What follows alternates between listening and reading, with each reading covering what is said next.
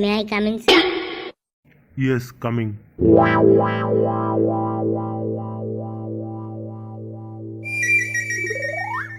আমি আপনাকে বসতে বলেছি? না স্যার। তাহলে বসলেন কেন?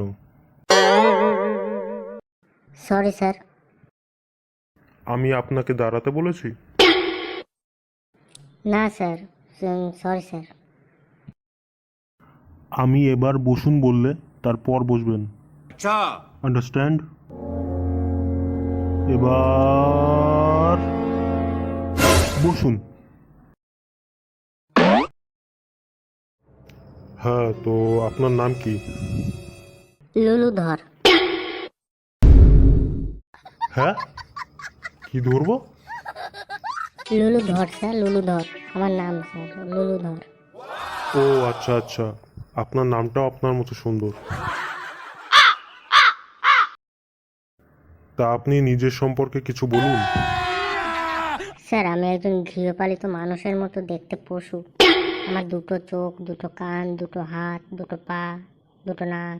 ও সরি স্যার, দুটো না, একটা নাক, নাকের দুটো ফুটো আছে। আমার সাথে ইয়ার কি হচ্ছে? আমি তো এগুলো দেখতেই পাচ্ছি।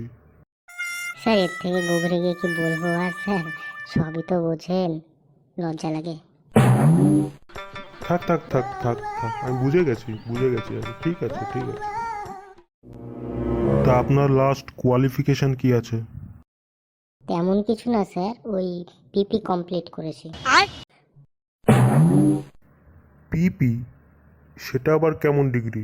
পোত পাকামি স্যার, পোত পাকামি। একটু উঁচু পোস্টের ডিগ্রি তো স্যার, বড় লোকরা করে এসব। আপনি তো দেখি উচ্চ বংশের ঢ্যামনা। তা আপনার বাড়িতে কে কে আছে?